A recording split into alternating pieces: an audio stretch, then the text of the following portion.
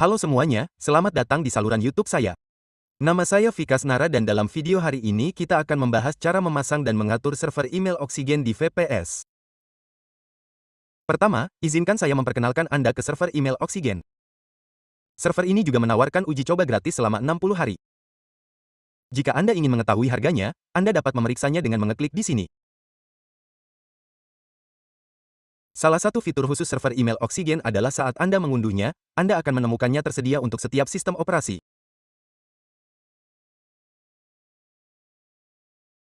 Misalnya, Anda dapat memasangnya di Windows Server, Ubuntu, VMware, dan lainnya.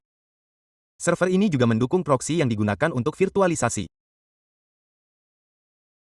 Citra Docker-nya juga tersedia. Jadi Anda dapat menggunakannya dan memasangnya dimanapun Docker didukung. Server ini juga dapat dipasang di CentOS 7. Itu salah satu fitur istimewanya.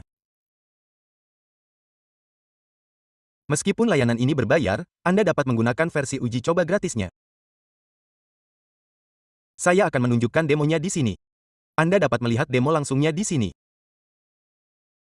Antarmuka webnya tampak seperti ini. Seperti inilah tampilan antarmuka web untuk klien. Mengerti?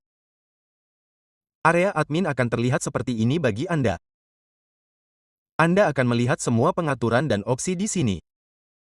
Ini adalah server email yang sangat canggih, tetapi karena berbayar, Anda dapat memeriksa harganya di sini berdasarkan kebutuhan Anda.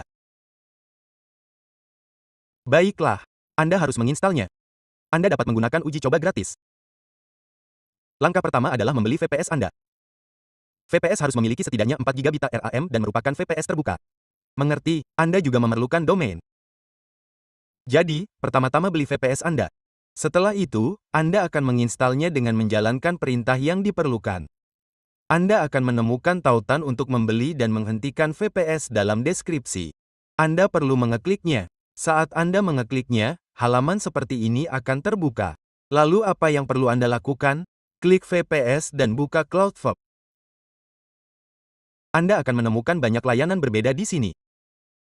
Anda juga dapat menghost DXCPI di sini karena menyediakan server GPU juga. Jadi apa yang perlu Anda lakukan setelah tiba di sini? Anda dapat memilih sesuai dengan kebutuhan Anda. Anda akan mendapatkan VPS dengan RAM lebih besar di sini dengan harga termurah. Oke, saya pilih ini untuk demo sekarang. Jadi, saya pilih paket pemula dengan RAM 4 GB. Setelah memilih ini, berbagai pilihan akan muncul di sini. Jika Anda ingin membelinya secara bulanan, Anda dapat memilih opsi ini. Jika Anda membelinya untuk 6 bulan sekaligus, ini akan menjadi harganya. Kemudian Anda perlu memilih wilayah. Anda akan mendapatkan pusat data yang Anda pilih. Misalnya, jika Anda membeli opsi default, Anda akan mendapatkan IP Eropa. Jika Anda memilih opsi India, Anda akan mendapatkan IP India. VPS Eropa gratis secara default, jadi saya akan membiarkannya apa adanya. Kemudian Anda dapat memilih penyimpanan. SSD 200 GB sudah cukup bagi saya. Kemudian saya akan pilih Ubuntu di sini. Saya akan pilih sistem operasi ini. Anda juga dapat menginstal ulang OS ini nanti jika diperlukan. Jika Anda ingin menambahkan panel atau yang lainnya, Anda dapat memilihnya dari sini secara default. Baiklah. Setelah itu, saya akan gulir ke bawah. Di sini Anda akan melihat pilihan tambahan.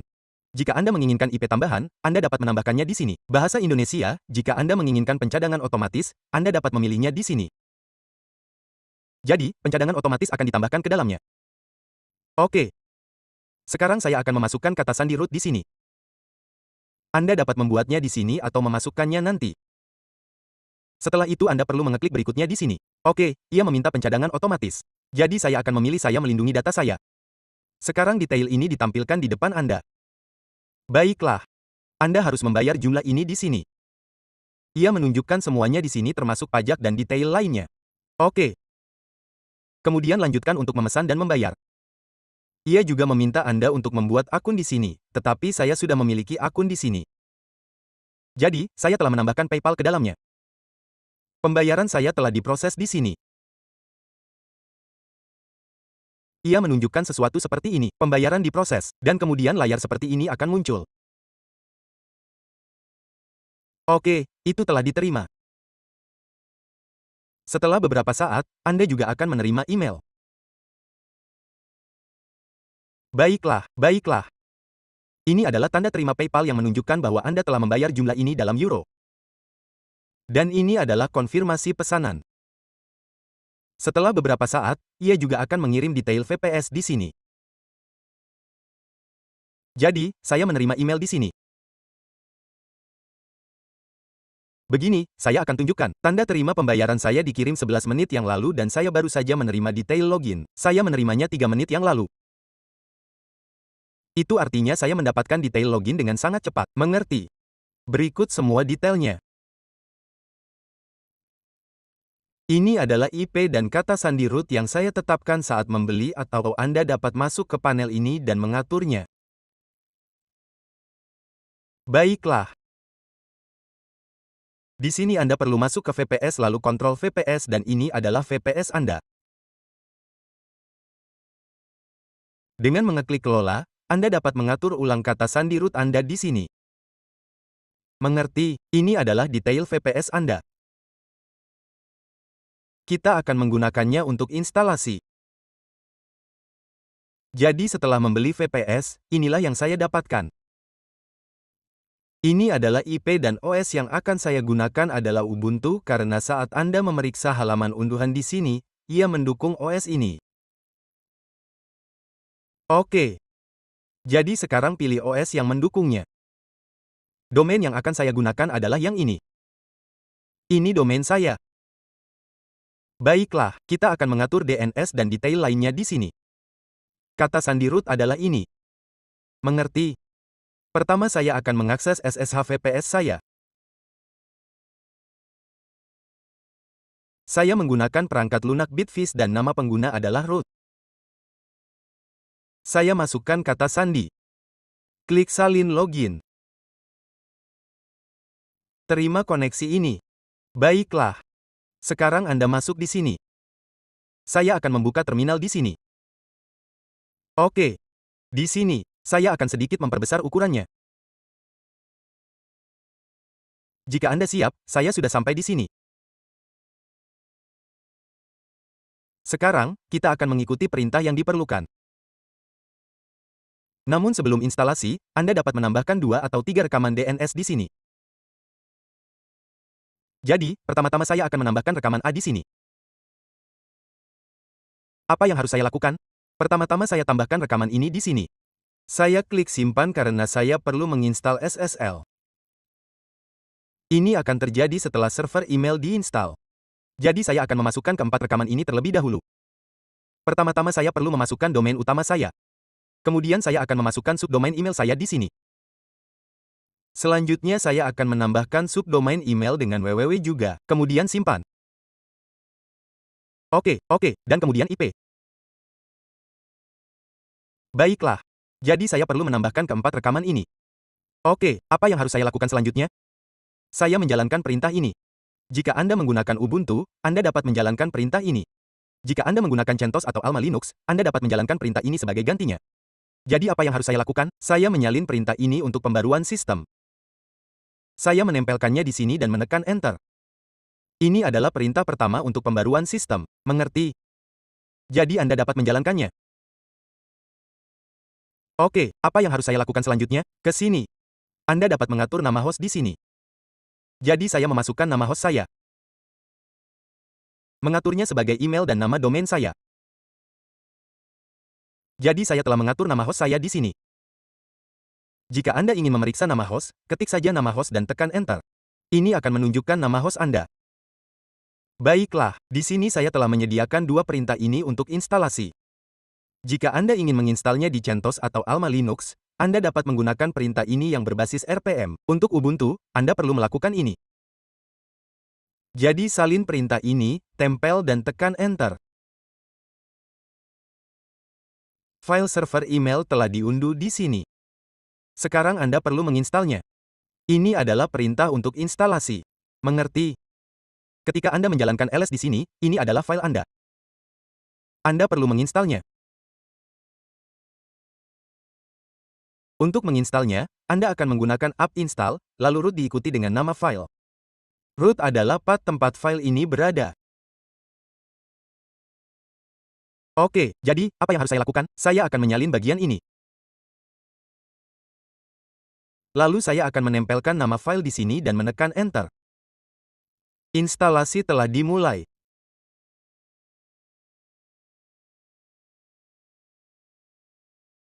Jika file Anda berada di folder lain, Anda harus menentukan path-nya di sini. Jika Anda telah menyimpan data Anda di folder lain, bukan di root, Anda harus menyediakan path tersebut di sini. Mengerti? Lihat di sini. URL untuk admin web Anda juga tersedia di sini.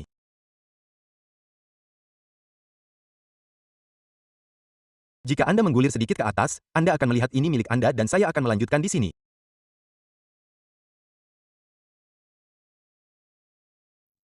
Namun, apa yang harus Anda lakukan sebelum itu setelah instalasi? Anda harus menjalankan perintah ini.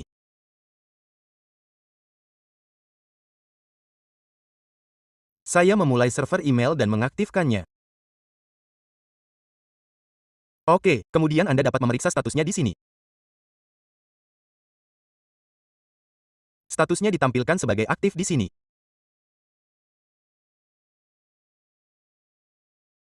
Baiklah. Jadi saya perlu membuka server email Oksigen di sini. Saya akan memasukkannya di URL. Kemudian saya klik lanjutkan ke. Saat Anda membukanya untuk pertama kali, Anda akan diminta untuk mengubah kata sandi. Jadi, apa yang harus saya lakukan? Saya akan menggunakan kata sandi root di sini. Oke. Lalu klik lanjutkan. Setelah melakukan ini, sesuatu seperti ini akan muncul di sini. Anda mendapatkan uji coba gratis selama 60 hari. Jika Anda sudah memiliki lisensi, Anda dapat memasukkannya dengan mengklik lisensi yang ada. Apa yang harus saya lakukan jika saya tidak memiliki lisensi? Saya akan memilih uji coba gratis di sini. Jadi, saya klik dapatkan lisensi gratis. Kemudian Anda perlu mengisi detail Anda di sini. Untuk saat ini, saya akan memasukkan beberapa detail di sini untuk mendapatkan lisensi uji coba. Untuk mendapatkan lisensi demo, saya telah mengisi detail ini. Sekali lagi, dalam uji coba gratis, Anda dapat membuat hingga 10 domain, 10 pengguna, dan 10 grup. Anda tidak dapat membuat lebih dari itu. Baiklah. Setelah itu, saya klik dapatkan lisensi gratis di sini. Saya akan menerima lisensi gratis saya. Oke, setelah itu, sesuatu seperti ini akan muncul di depan Anda. Jika Anda ingin mengaktifkannya, apa yang harus Anda lakukan? Klik lanjutkan. Jika Anda ingin melewati langkah apapun, Anda dapat melewatinya saja. Tetapi saya tidak ingin melewatkannya. Kemudian Anda perlu memasukkan nama domain Anda di sini. Jadi apa yang harus saya lakukan? Saya menyalin nama domain.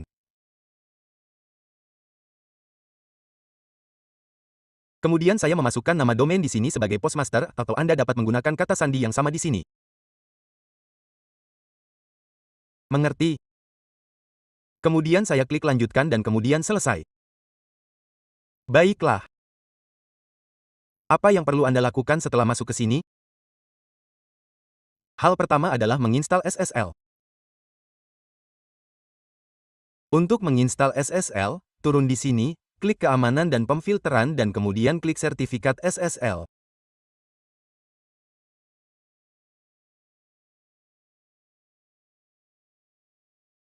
Klik tanda plus di sini. Masukkan domain mail.u.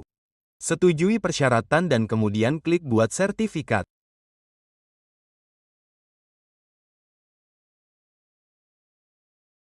Mengerti? Setelah mengklik buat sertifikat, SSL Anda akan ditambahkan di sini. Mengerti? Lihat, itu telah ditambahkan di sini. Anda akan melihat sesuatu seperti ini. Apa yang perlu Anda lakukan setelah ditambahkan? Kembali ke atas.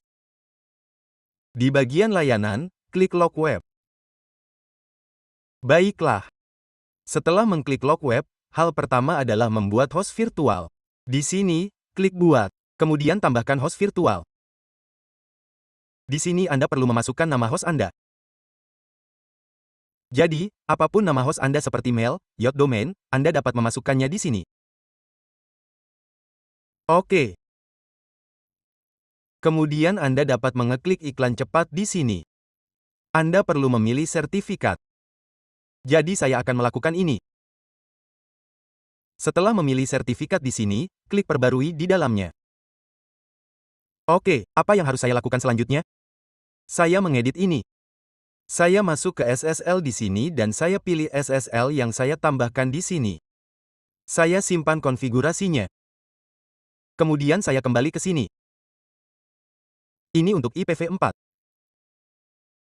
Saya masuk ke sini untuk IPv62. Saya pilih SSL ini untuk ini juga. Saya simpan konfigurasinya. Baiklah. Setelah itu Anda perlu mengeklik admin web. Di sini untuk keduanya Anda perlu mengonfigurasi opsi port di panel yang sama. Saya masuk ke SSL dan melakukan ini. Mengerti? Kemudian saya kembali ke sini lagi dan di sini juga. Saya pilih yang valid. Saya klik simpan konfigurasi. Mengerti? Setelah ini, saya telah menambahkan SSL di sini. Baiklah. Sekarang Anda dapat membukanya menggunakan nama host Anda. Saat Anda membuka mail domain Anda akan melihat bahwa SSL ditambahkan dan email web Anda terbuka secara default. Bahasa Indonesia, jika Anda ingin membuka panel adminnya, apa yang perlu Anda lakukan? Ini adalah domain Anda dan ini adalah nomor porta Anda. Jadi ini akan membuka admin web Anda di sini admin dan webmail. Ini membuka admin web Anda dan ini membuka webmail Anda. Jika Anda menggunakan nomor porta ini, admin web akan terbuka. Jadi apa yang harus saya lakukan? Saya akan menghapus alamat IP ini dari sini. Pertama saya akan masuk ke admin web. Nama pengguna adalah admin. Saya memasukkan kata sandi saya dan ini yang saya gunakan. Mengerti? Jadi saya memasukkan kata sandi di sini dan masuk. Baiklah. Saya telah masuk di sini. Setelah itu Anda dapat menambahkan domain dan hal-hal lain di sini. Jika Anda pergi untuk mengelola domain, salah satu domain saya sudah ditambahkan di sini. Saya menambahkannya ketika saya membuat akun. Ketika kami memperoleh lisensi, kami meminta domain yang ditambahkan di sini. Sekarang klik kelola akun dan Anda dapat membuat pengguna di sini. Anda perlu memilih domain di sini. Semua domain akan ditampilkan di sini. Kemudian Anda dapat membuat akun email di sini. Jadi apa yang harus saya lakukan? Bahasa Indonesia, saya membuat akun dengan nama tersebut karena saya menyetel akun pengguna dan kata sandinya di sini. Anda dapat memilih antara dasar dan premium di sini. Klik tambah. Di sini saya membuka yang ini. Baiklah. Saya mengklik masuk untuk pengguna ini. Dan di sini email web akan terbuka. Oke, email web telah terbuka. Sekarang Anda dapat mengirim email uji dari sana. Namun sebelum itu Anda perlu mengonfigurasi DNS. Jika tidak terbuka dengan nomor port, Anda dapat menjalankan perintah firewall ini dari sini. Baiklah. Pertama, Anda perlu memasukkan rekaman MX Anda. Jadi apa yang harus saya lakukan di sini? Saya pilih MX dan Anda perlu memasukkannya di nama utama. Masukkan di Tenmail, lakukan nama domain Anda dan atur prioritas ke 10. Kemudian klik simpan. Baiklah. Setelah itu saya pindah ke rekaman SPF. Jadi, apakah saya menyalin format rekaman SPF atau apa yang harus saya lakukan? Saya punya format di sini.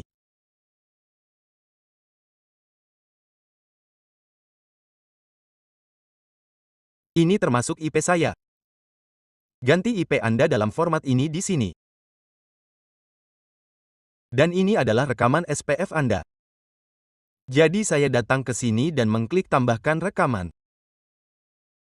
Di sini Anda perlu memilih TXT. Di bidang nama, masukkan, dan setelah menambahkan record ini, klik simpan. Baiklah. Berikutnya, Anda perlu menambahkan record mark Anda. Jadi ini sudah selesai, Anda perlu memasukkannya di kolom nama. Pilih record text di sini. Di kolom nama, masukkan garis bawah. Saya juga sudah memasukkan mark di sini. Oke, Anda dapat memasukkan domain Anda di sini. Berikut format mark. Anda perlu mengganti domain Anda di sini. Dan ini adalah record the mark Anda. Masukkan ini di kolom entry dan klik simpan. Selesai. Sekarang Anda perlu membuat record DKIM. Jadi sekarang Anda harus membuat record DKIM. Semua record ada di sini. Hanya DKIM yang tersisa. Jadi, apa yang harus saya lakukan untuk ini terlebih dahulu? Saya akan menghapusnya. Anda perlu menjalankan perintah pertama ini.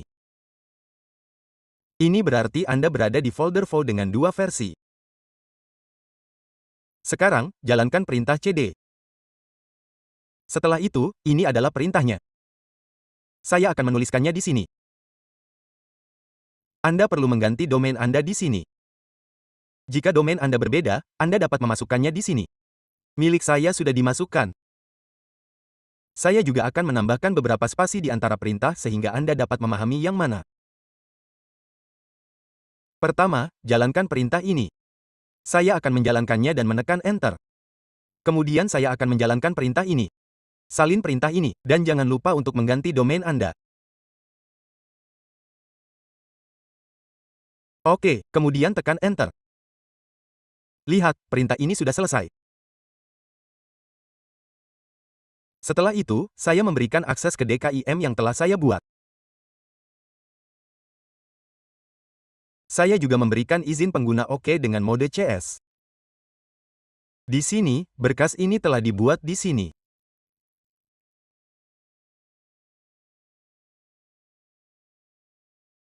Jika Anda ingin melihat kode kunci publik Anda, jalankan perintah ini. Jalankan atau segarkan domain Anda di sini. Ketika saya menjalankan perintah ls di sini, tunggu sebentar. Ketika saya menjalankan ls di sini, ada dua berkas. Satu adalah kunci privat dan ini adalah berkas kunci publik. Baiklah. Sekarang Anda perlu memeriksa berkas kunci publik ini karena kode dalam berkas kunci publik inilah yang akan ditambahkan ke DNS domain. Untuk memeriksanya, saya menjalankan perintah chat. Perintah chat menampilkan kode dalam berkas ini di sini. Mengerti? Jadi, kita punya kode ini di sini. Baiklah. Saya akan memasukkan kode ini di sini. Apa yang harus saya lakukan dari sini? Ini adalah format DKIM. Bahasa Indonesia, Anda perlu memasukkan ini di awal dan ini adalah format DKIM lengkap Anda. Pastikan juga tidak ada spasi di antaranya. Itu harus dalam satu baris. Jadi apa yang harus saya lakukan? Saya akan menghapus spasi kosong di antaranya.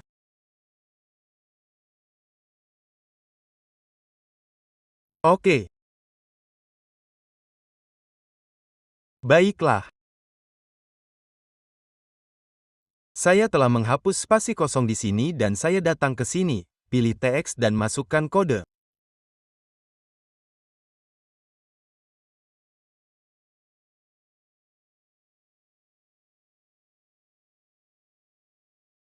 Anda dapat memasukkannya di bidang nama. Di sini saya akan memasukkan nama. Saya akan menggunakan V karena alih-alih dan untuk domain Vkas saya telah memilih V karena pemilih di sini Anda dapat memilih pemilih apapun.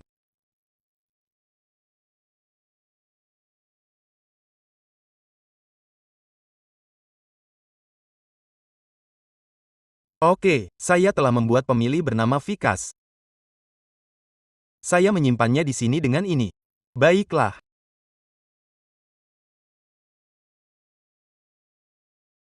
Setelah membuatnya di sini, Anda perlu membuka panel dan mengikat rekaman DKIM ini ke domain Anda.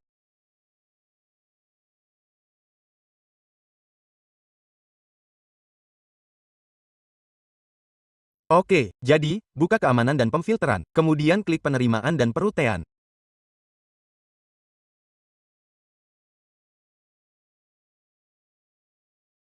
Setelah mengklik ini, buka pengaturan lanjutan. Itu ditambahkan di sini. Anda perlu mengklik ini. Anda dapat menggunakan nama apapun di sini. Saya telah menyediakan jalurnya di sini tempat Anda perlu mengklik. Klik lanjutan. Kemudian klik buat aturan. Bahasa Indonesia, di sini Anda dapat menggunakan nama apapun yang Anda suka untuk mengingat bahwa ini untuk DKIM. Setelah melakukan ini, apa yang perlu Anda lakukan di sini? Di sini Anda perlu mengetik pengirim atau domain. Saya mencari domain dan memilih domain pengirim. Di sini klik tambahkan kondisi. Oke, dan untuk yang ini, klik semua kondisi di atas. Baiklah. Anda perlu memasukkan nama domain di sini. Nama domain saya adalah ini. Oke, saya akan memasukkan nama domain di sini. Itu dilakukan untuk kondisi. Sekarang, apa yang perlu Anda lakukan untuk tindakannya? Saya akan membawanya ke sini. Di bagian tindakan, pertama-tama cari pemilih deka di sini. Cari pemilih deka dan klik tambahkan tindakan. Pemilih deka saya adalah Vikas, jadi saya biarkan seperti itu. Anda juga dapat memilih pemilih deka di sini sesuai dengan preferensi Anda. Jadi saya biarkan Vic karena di sini setelah itu Anda perlu melakukan ini di sini.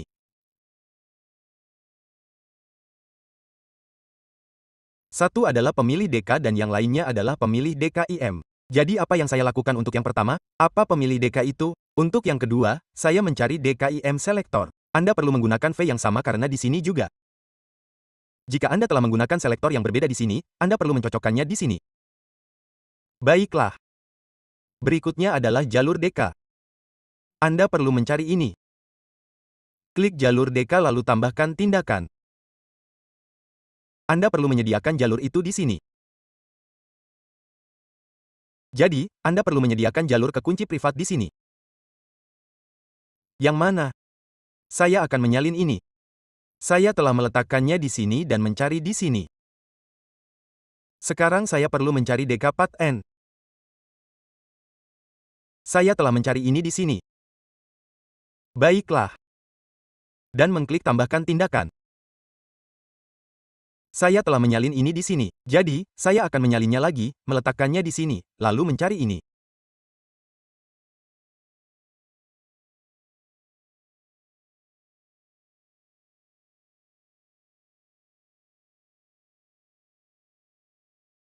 Cari kirim DM dan kirim kunci domain dan kirim DAM di XDIM.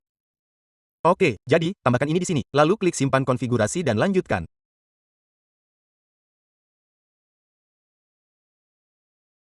Oke, selesai. Saya akan memuat ulang dan memeriksa. Jadi di sini saya mengikat rekaman DKIM ke domain saya. Anda dapat mengubah nama aturan ini di sini karena saat saya melakukannya pertama kali, aturan tersebut memiliki nama yang berbeda. Garis bawah dan semacamnya tidak valid di dalamnya, jadi Anda dapat menggunakan nama apapun di sini. Pastikan saja bebas kesalahan dan aturan tersebut akan menerimanya. Oke, saya telah menyiapkan DKIM di sini. Setelah itu, saya juga telah menambahkan domain di sini. Anda dapat menambahkan lebih banyak domain di sini. Anda juga dapat membuat DKIM untuk domain tersebut. Anda dapat membuat lebih banyak akun email di sini dengan mengeklik kelola. Jadi, izinkan saya mengirim email percobaan. Saya mengeklik kirim, lalu menambahkan akun baru. Di sini, saya akan mengirim email percobaan dari sini ke ID email saya. Saya akan memasukkan apapun di subjek. Saya akan mengetik apapun di sini dan mengeklik kirim. Namun sebelum itu, Anda perlu memasukkan nama host Anda di reverse DNS. Oke, saya telah memasukkan nama saya di sini. Anda harus memasukkan nama host Anda di sini.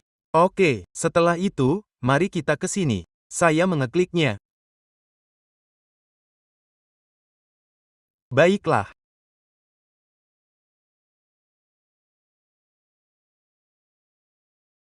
Jadi, ini berarti email seperti ini telah sampai atau meminta Anda untuk melakukannya.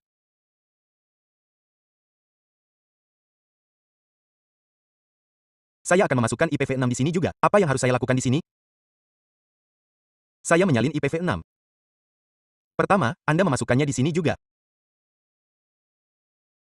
Baiklah. Kemudian saya juga akan memasukkan rekaman PTR. Oke. Anda juga dapat menonaktifkan IPv6 jika Anda ingin menggunakannya. Biarkan tetap aktif. Jadi Anda harus memasukkannya juga. Sekarang saya akan menguji email di sini lagi dan mengirimkannya ke alamat yang sama. Sekarang saya akan menguji email di sini lagi dan mengirimkannya ke alamat yang sama. Upaya pertama mengalami kesalahan karena saya lupa menambahkan rekaman PTR untuk IPv6 di sini. Jadi, saya telah menambahkannya sekarang. Sekarang, saya akan memeriksa apakah email saya telah sampai atau belum. Mengerti. Saya akan menyegarkannya sekarang.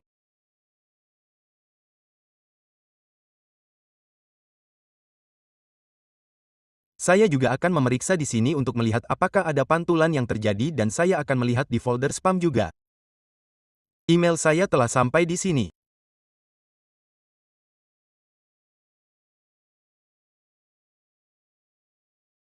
Jadi saya akan mengklik tampilkan asli. Di sini SPF telah lulus, DKIM telah lulus dan Mark telah lulus juga. Oke, ini menunjukkan ini berulang kali karena jaringan yang saya gunakan. Anda harus memasukkannya kembali. Tunggu, saya akan memasukkannya lagi sekarang. Oke, sudah ditambahkan di sini. Jadi, apa yang harus saya lakukan selanjutnya? Saya akan menguji satu email lagi dengan ini. Saya juga akan membuka penguji email di sini di sampingnya. Saya akan mengirim email ke sana juga. Baiklah.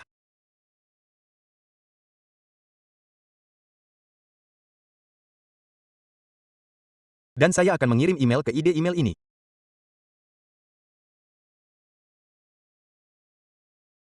Oke, saya sudah memasukkannya di sini. Saya klik kirim. Mari kita periksa skor kita di sini juga karena saya sudah mengirim email di sini.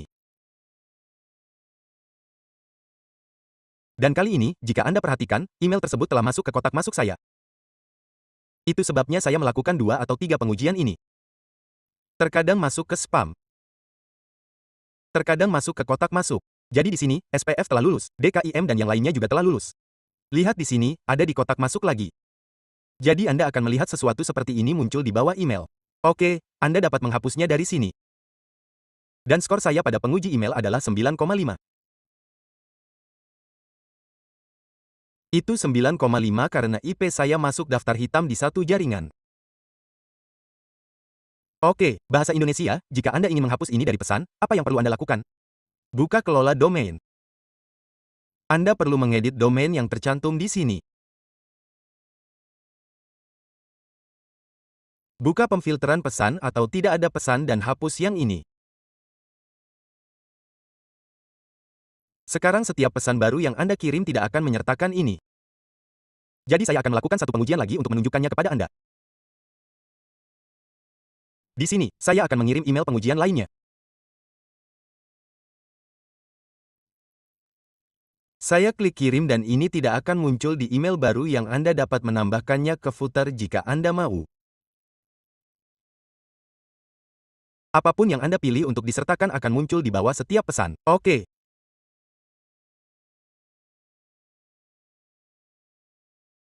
Jadi saya datang ke sini dan Anda dapat melihatnya tidak ada di footer yang ini. Oke. Jadi, cara kerjanya seperti ini. Ini adalah server email yang berfungsi penuh. Saya telah menunjukkan kepada Anda cara menambahkan domain, membuat akun pengguna, menginstal SSL, dan mengikat DKIM ke domain. Jadi, saya mendemonstrasikan semua ini di sini. Apakah Anda menginstalnya di Windows atau sistem lain, langkah-langkah ini akan tetap sama. Baiklah, itu saja untuk video ini. Dalam video ini, kami membahas pengaturan server email ini. Oke, jika Anda belum berlangganan saluran YouTube saya, silakan berlangganan dan terima kasih telah menonton.